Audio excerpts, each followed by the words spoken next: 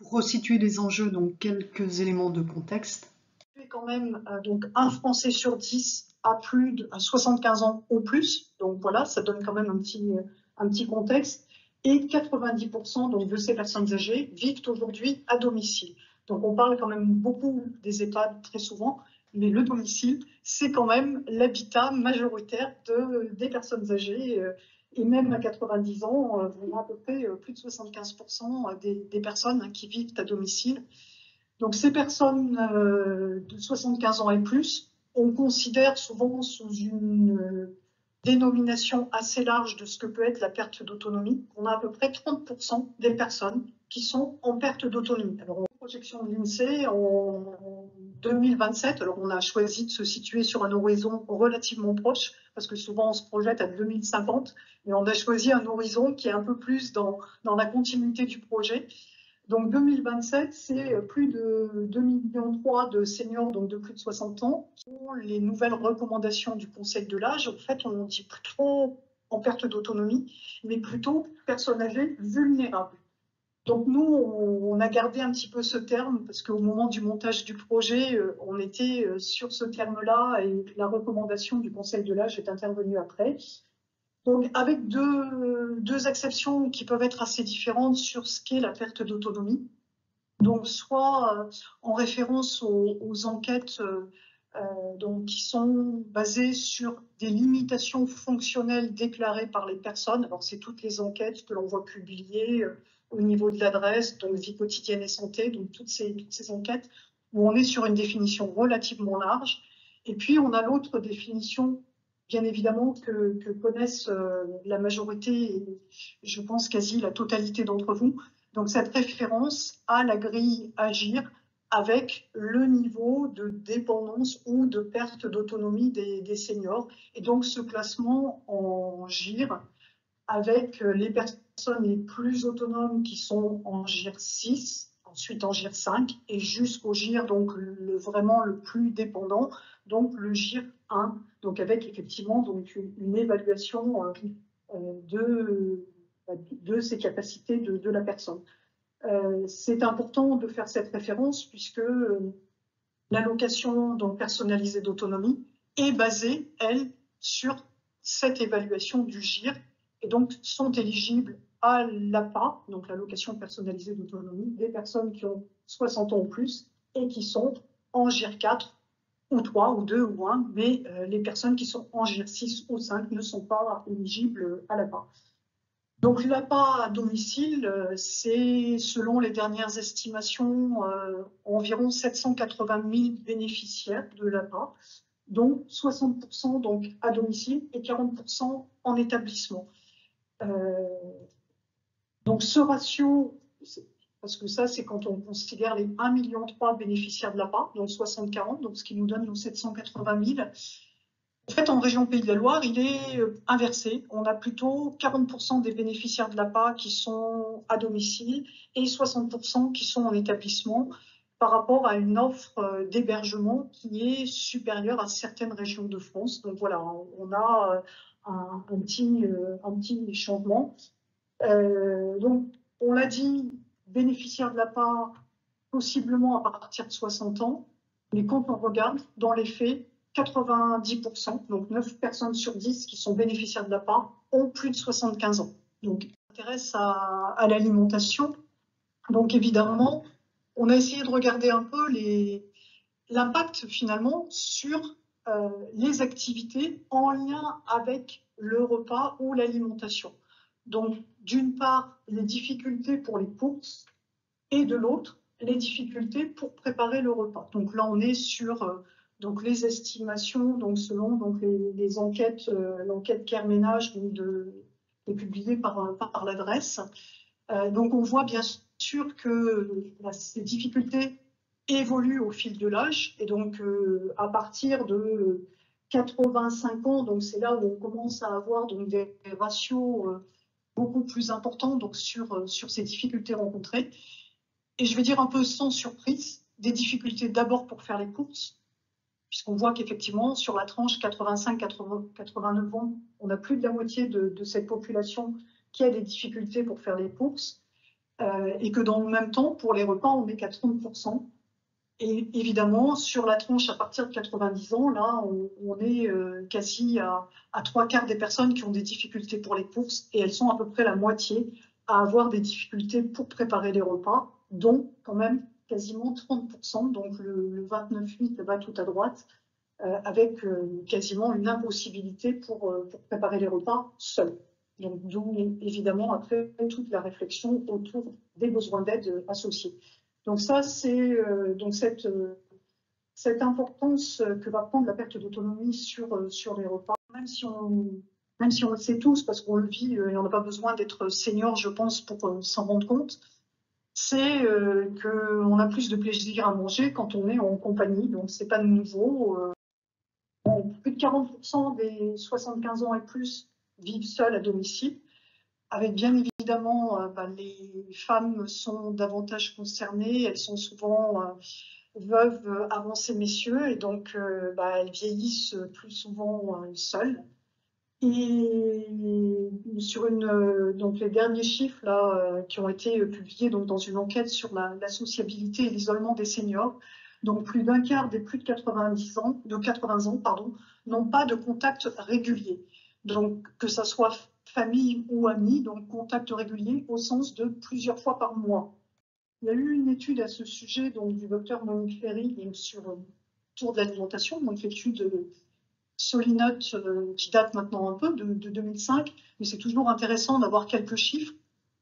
Donc il n'y avait pas beaucoup de participants, 150, mais sur ces 150, un tiers d'entre eux ne partageaient jamais de repas avec un membre de leur famille ou avec des amis. Donc 30%, voilà, c'est quand même un point important. Et un deuxième élément, donc une étude là, italienne, donc, qui montre que le fait de manger seul diminuerait les apports, donc au sens apport énergétique, de 30%, donc par rapport au fait de manger en compagnie ou en groupe. Donc voilà, donc cette problématique évidemment de l'isolement social. Et puis bien sûr, là, je pense que là, on enfonce des portes ouvertes, les fameuses idées reçues. À mon âge, je n'ai pas besoin, c'est pas avec l'exercice que je fais, je mange bien assez, c'est normal de maigrir à mon âge, etc., etc. Donc on connaît tout ça. Donc là aussi, je fais la référence, et puis Isabelle en reparlera après, sur l'étude Solinote, on avait 40% des sujets qui avaient un apport énergétique de moins de 25 kilocalories par kilo de poids et par jour, en majorité, donc en très grande majorité des femmes. Et si on fait référence un peu aux apports, je veux dire, normaux ou recommandés d'un 30 kilocalories par kilo de poids et par jour, seuls 28% avaient cet apport-là. Donc, ça donne un peu une idée, parce qu'on parle souvent des chiffres de la dénutrition, mais ce qui nous intéresse, c'est avant la dénutrition, c'est de l'éviter. Donc, je vais laisser la parole à Agnès, qui va nous éclairer justement sur ce brûlant sujet de la dénutrition. Merci beaucoup. Alors, moi, je suis diététicienne. J'ai la chance depuis 10 ans d'être diététicienne au sein du domicile, avec une équipe d'ergothérapeutes et de psychologues.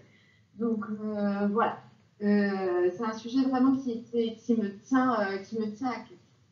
La dénutrition, c'est un problème majeur de santé publique, on l'a dit. Valérie Bernat a pu le dire également. Il y a plus de 2 millions de personnes en France qui sont dénutries. 2 millions de personnes en France, dont plus de 400 000 personnes âgées qui vivent au domicile. 7 à 10% des personnes âgées au domicile sont dénutries et 40% des personnes âgées qui sont hospitalisées, c'est dû à une dénutrition. Donc l'objectif, c'est quand même que nos aînés ne soient pas hospitalisés et que nos aînés soient encore moins hospitalisés suite à une dénutrition. Une dénutrition, c'est une maladie. D'accord ? Les recommandations, réduire 30% au moins le pourcentage de personnes âgées dénutries de plus de 80 ans vivant à domicile en institution.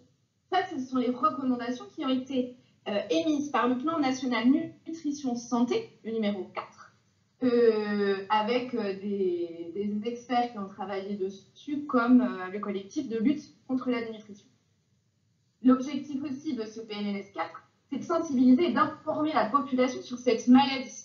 C'est une maladie silencieuse, on en parle peu et on ne se rendait pas du tout compte, en tout cas le grand public, que ça pouvait toucher au moins 2 millions de personnes. On a la chance d'avoir Monique Ferry qui nous a fait cette spirale il y a déjà un petit moment, qui nous montre tout simplement que la dénutrition, qui est une carence d'apport. La carence d'apport, ça veut dire qu'on ne mange pas assez et on a besoin de plus. On a besoin de plus pour plein de choses, et particulièrement la personne âgée suite à certaines pathologies, à un stress psychique, il y a des traumatismes. Et la dénutrition, elle est très intéressante parce qu'on a une phase où on peut agir, qui est réversible, et une phase où on peut moins agir, c'est presque irréversible. La dénutrition, c'est un amaigrissement, d'accord, mais c'est surtout, on l'a noté au départ, c'est la personne qui a moins envie de manger. Et pourquoi elle a moins envie de manger? C'est un petit peu ce qu'a essayé de voir aussi et comment on a pu travailler avec le projet à l'image. D'accord? Souvent, quand on voit une personne âgée au domicile qui chute, eh ben, on va essayer de regarder pourquoi elle a chuté. Alors, on va regarder souvent les tapis. Dans la baignoire, il y a ça, ça va pas. Le machin qui va pas. Mais en fait, on n'a pas toujours l'œil sur le frigo. D'accord? Et vraiment au domicile, de rentrer dans le domicile, ça donne une vision globale. Et les aides à domicile qui font ce travail-là ont une vision globale, un peu comme l'avaient plus ou moins les médecins qui faisaient beaucoup de domicile et qui voyaient ça peut-être plus facilement avant. Et donc vraiment l'œil de l'aide à domicile, il est primordial, il est nécessaire. Faire avancer les choses pour la dénutrition au domicile des personnes âgées. Dans les Pays de la Loire, ils se sont rendus compte de tout ça, c'est l'URPS infirmier qui a voulu travailler avec la SRAMU Nutrition sur un outil qu'on appelle Dénut. On a Marine Rinto qui est là, qui représente donc la SRAMU Nutrition. C'est un outil qui va permettre un parcours de soins pour, donc, suite au diagnostic de la dénutrition par l'infirmière, de mettre vraiment tous ces libéraux en action pour que cette dénutrition soit vue et puis qu'il n'y ait pas d'hospitalisation. L'objectif, il est là aussi. Dans les Pays de la Loire aussi, on a depuis 10 ans donc, les équipes d'appui en adaptation et réadaptation. C'était une expérimentation donc, de l'ARS mettant en place ergothérapeutes, psychologues et diététiciennes au domicile, et ça continue, ça a été pérennisé. Et on a des actions de prévention aussi, ça c'est au niveau national. On a la chance avec le groupe à l'image qu'on a pu en effet travailler et participer à la semaine nationale de la nutrition qui se refait tous les ans. Je vous invite vraiment à aller sur le site de la lutte contre la dénutrition.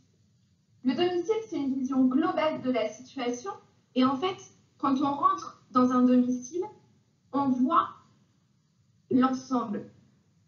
Quand ils sont hospitalisés, les patients, on peut moins voir. Alors, quand ils vont dans un cabinet, on peut moins voir. Donc, l'œil de l'aide à domicile, il est global, nécessaire, magique, tout ce que vous voulez pour éviter cette dénutrition. Vraiment. Le domicile, c'est le lieu de la prévention. C'est une approche complexe, c'est compliqué, puisqu'il faut une alliance avec la personne âgée. Parce que moi qui fais du domicile, je ne rentre pas la première fois en disant est-ce que vous pouvez me présenter votre frigo, s'il vous plaît? Parce que c'est tout simplement intime ce que l'on mange. Donc tout ça, c'est vraiment un travail de longue haleine. Ok? Merci beaucoup. Éclairage complémentaire sur de nombreux programmes et études se sont déroulés sur la thématique. Et donc, je vais laisser la parole à Isabelle Maître de l'École supérieure d'agriculture d'Angers.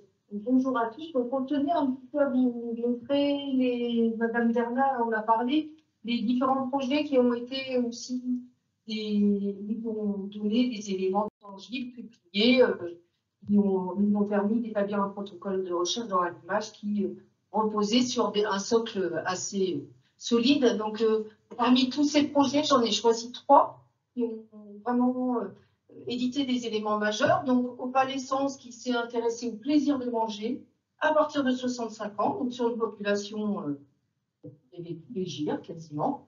Optifel, qui est un projet européen, donc plusieurs pays européens qui s'est plutôt intéressé à la conception de produits pour des personnes âgées en perte d'autonomie. Et Renaissance, à nouveau un projet ANR qui était vraiment plutôt dans la personnalisation de l'alimentation. Donc si on les prend un par un, Open Essence, ce qu'il faut retenir, c'est que des éléments dont on s'est servi, voilà, c'est que le plaisir de manger est associé à un maintien du bon état nutritionnel. Alors ça paraît peut-être une évidence, mais c'était mieux de le chiffrer notamment, et que les profils de mangeurs sont très variés. Donc on ne peut pas avoir une solution pour tous. Et ça dépend notamment de beaucoup de variables qui sont liées à la personne et sa personnalité, et de variables qui sont liées à des facteurs externes. Alors juste le principal résultat qui peut peut-être nous intéresser, c'est qu'on a identifié dans toute notre population 7 groupes de mangeurs, de personnes âgées, qui sont relativement homogènes, qui se ressemblent. Et on a des groupes qui naturellement se coupent autour de l'âge de 80 ans, avec 2 groupes ici qui sont en bonne santé, dont les points communs, c'est qu'ils ont eu le plaisir de manger et qu'ils ont gardé une bonne mobilité. Et les 2 groupes sont rangés dans l'ordre de l'état nutritionnel décroissant. Les 2 groupes les plus à risque par rapport à la dénutrition sont des personnes qui ont des difficultés à manger ou des personnes qui ont perdu de l'intérêt pour leur alimentation et qui ont des signes de dépression. Le deuxième projet dont on s'est servi, c'est Optifel, où on identifie, par un projet européen, il y a des milliers de résultats intéressants, mais j'en identifie 2. Le premier, c'est qu'on a mesuré toutes les difficultés, on a exploré une population à domicile fragile, et on a mesuré vraiment les difficultés qu'ils avaient lorsqu'ils préparaient les repas, et on note que la position debout, le tenir debout, porter des choses un peu lourdes, et tout ce qui est motricité fine, éplucher, ce sont les difficultés les plus importantes qu'on voit ici. Et on a aussi exploré dans ce projet la possibilité de livrer des solutions très personnalisées, du prêt à cuisiner sur plusieurs jours, dont on a mesuré aussi l'impact environnemental, et on verra qu'on a une solution dans un image qui se rapproche de ce travail-là. Et le troisième projet, qui est Renaissance, où on a travaillé en EHPAD à domicile avec ou sans portage de repas. Et on avait en France ce projet-là notamment. On s'est aperçu, on a mesuré là vraiment, en fait, dans cette population-là, fragile, on a une majorité de petits mangeurs, c'est-à-dire de personnes qui ne mangent pas suffisamment par rapport aux recommandations nutritionnelles. Et on voit ici en fait que surtout les macronutriments importants, énergie, protéines, glucides, lipides, on est autour de 80% de personnes qui ne mangent pas suffisamment. Donc, s'intéresser aux petits mangeurs, c'est très important. Et c'est ce qu'on va faire dans l'image. Merci. Merci Isabelle. Donc, on va enchaîner avec à quelle place des services à la personne donc dans ce contexte effectivement du vieillissement à domicile. Benoît peut-être peut nous introduire un peu ces éléments. Donc effectivement, les services à domicile ont une place importante auprès des personnes, plus aux personnes âgées. Et normalement, on voit qu'il y a quand même que 20% des seniors qui ont âgé entre 70 et 79 ans qui ont recours à ces services. Et bon, une fois passé l'âge symbolique du 80 ans, puisque ça va rester à peu près à l'âge symbolique de cet après-midi, on va carrément basculer sur plus de 50%. En France, sur le nombre d'heures d'intervention, on est à plus de 240 millions d'heures tournées vers les seniors. Donc on voit bien que ça représente clairement un enjeu sociétal pour la suite, notamment sur cette thématique de la nutrition. Le plan d'aide moyen, alors on va l'aborder un petit peu plus en détail tout à l'heure, mais de manière nationale. Là aussi, pareil, on sait que l'âge de 80 ans, c'est un âge charnière, pardon. On voit que le degré de dépendance va être aussi un niveau de charnière aussi. Pourquoi? Parce que les GR5 et 6, donc comme disait Véronique tout à l'heure, c'est les personnes les moins dépendantes, en tout cas par rapport à la grille de GR. Donc eux, ils ont un plan d'aide qui tourne à peu près à 11 heures mensuelles. Et dès qu'on passe au niveau 4, le GR4, c'est-à-dire un niveau de dépendance qui commence à arriver avec des thématiques et des problématiques à gérer, alors on voit bien que le plan est triple. Voilà, il triple, mais pour autant, on voit quand même que l'univers consacré à l'aide au repas reste inférieur à 8 heures, donc moins de 2 heures par semaine, donc pour des personnes qui peuvent être en GIR 4 ou en GIR 3. Donc on va faire le focus un petit peu plus sur nos 3 structures et pourquoi elles se sont engagées en fait dans le projet. Donc Benoît va pouvoir continuer sur sa lancée en présentant. En 44, sur le Nord-Atlantique, on a une trentaine d'associations qui sont administrées par 250 bénévoles, puisqu'à la DNR, les bénévoles ont un rôle actif, au domicile pour faire une hôpital. On a à peu près 771 salariés d'intervention qui accompagnent environ un peu moins de 7000 personnes sur le département. Et en parallèle de ça, on a des établissements aussi et des foyers pour des personnes en situation de handicap. Deuxième structure d'aide, donc toujours ADNR, mais donc pour la Vendée avec Justine Jourdain qui nous fait une petite présentation. Je suis la directrice du pôle aide, même famille donc le voisin du 44 en Vendée. Je dirais que la DMR, je ne sais pas si on peut le dire ici, mais on a le droit quand même d'être une vieille dame, elle a plus de 70 ans. Et pour ce qui est des activités concentrées et dédiées à la personne âgée ou une personne en situation de handicap, on est structuré en pôle. On a un pôle service d'aide qui représente environ 450 aides à domicile sur la Vendée. C'est des 15 500 personnes qui accompagnent tous les jours, dont 30% quand même bénéficiaires de l'APA. On a aussi quand même, parce que c'est important, un service de téléassistance, ça va avec, pour un perte d'autonomie, un service de portage de repas et également des résidences autonomiques. Je les mets ici parce que c'est important. On a un pôle sanitaire, c'est-à-dire qu'il travaille aussi avec des services de soins infirmiers à domicile. On a 14 à la DMR et sur l'ensemble de la Vendée, 13 centres de santé infirmiers, 3 EHPAD et une équipe spécialisée à Alzheimer. Si je le mets ici, c'est que du coup, finalement, même en interne, parfois, on a du mal à faire le lien, et par rapport au sujet qui nous intéresse, celui de la prévention de la dénutrition, on a des équipes de soins qui, elles, sont bien formées, enfin, elles sont infirmières, elles repèrent très bien le risque à domicile. Et finalement, on est aussi intéressé au projet, c'est que on a bien compris que l'alimentation était clé pour le maintien de la personne âgée à son domicile, que l'aide à domicile passe plus souvent du coup que l'aide-soignante, qui peut être, elle, dans un SIAD, avec pouvoir y passer au maximum 3 fois par jour, tous les jours. Et pour autant, cette thématique de l'alimentation, moi je veux dire, du coup, parce que on ne l'a pas forcément si bien identifié que ça, dans le sens où nos aides à domicile sont peut-être pas suffisamment informées, formées, sensibilisées, et la personne qui fait l'évaluation du besoin, chez nous c'est une assistante du secteur, elle n'a pas ce profil de l'infirmier, comme l'infirmière coordinateur du SIAD, et on va lui demander de détecter un petit peu tous les risques. Et effectivement, je rejoins complètement ce que vous avez dit, à la première visite, elle ne va pas forcément avoir le réflexe, peut-être à tort d'ailleurs, d'ouvrir le frigo et de regarder un petit peu à quoi il va ressembler. Et donc nous, on s'est dit, on y va. On n'a pas trop l'habitude non plus, en tout cas pour ce qui est de la Vendée, de travailler aussi dans un consortium comme ça, de partenaires très différents avec des ingénieurs, de réfléchir à méthodologie. Voilà, on en est un peu loin quand même dans la secteur médico-social, associatif, et sans le dévaloriser, pas du tout. Mais au contraire, d'avoir un apport scientifique sur une démarche et parfois des comportements qu'on a au quotidien et qu'on devrait peut-être davantage mettre au processus. C'est ce qui nous a intéressés. Et voilà. On va faire des petites minutes, on parlait trop. Mais en tout cas, la parole, on a la chance d'avoir un plaisir à domicile ici, parce qu'il y a d'autres. Exactement. Merci beaucoup Justine pour cette introduction. Et puis donc troisième structure d'aide, donc en fait sur le Morbihan. Et je laisse la parole à Claude.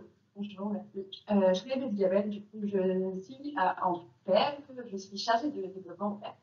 Et donc Ampère, on est une structure de service à la personne, on est une jeune association, pas encore l'année prochaine.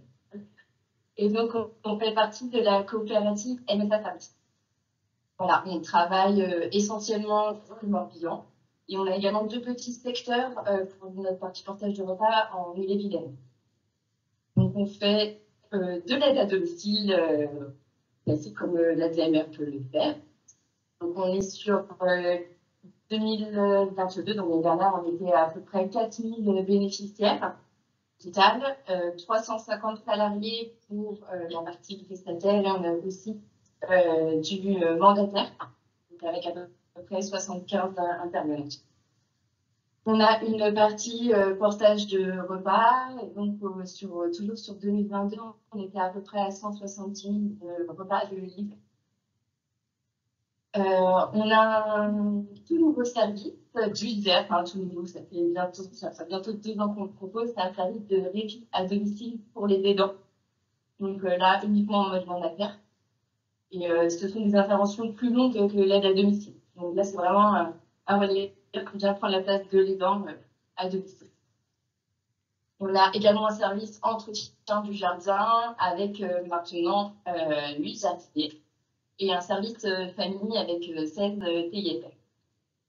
Voilà, je le fais rapidement sur la présentation de mon père.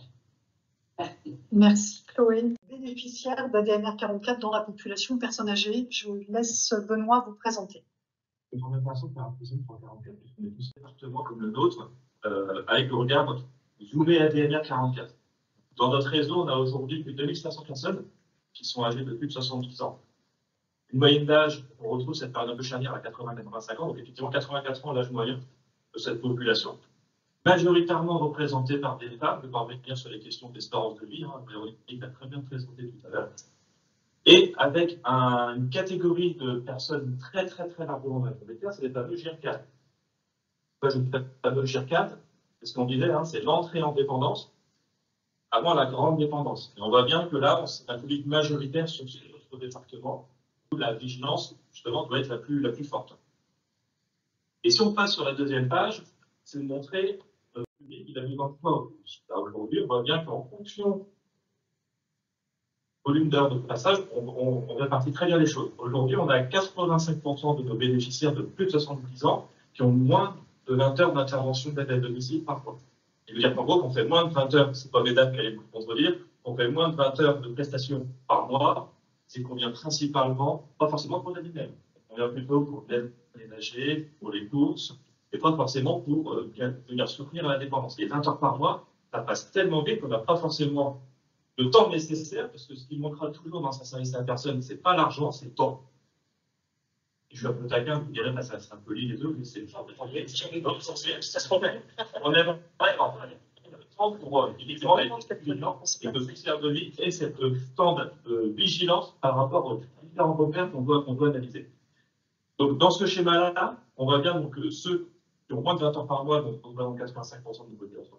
Et si on zoome par rapport au niveau d'autonomie, on voit bien que les personnes qui sont en GIR4, donc, je répète, qui sont en début de dépendance, à eux aussi, à 80% des cas, ont moins de 20 heures aujourd'hui. On voit bien que les plans de financement ne sont pas à hauteur des ambitions que nous avons. En tout cas, dans nos ambitions de pouvoir checker et vérifier les premiers éléments, les premiers repères de nutrition. Merci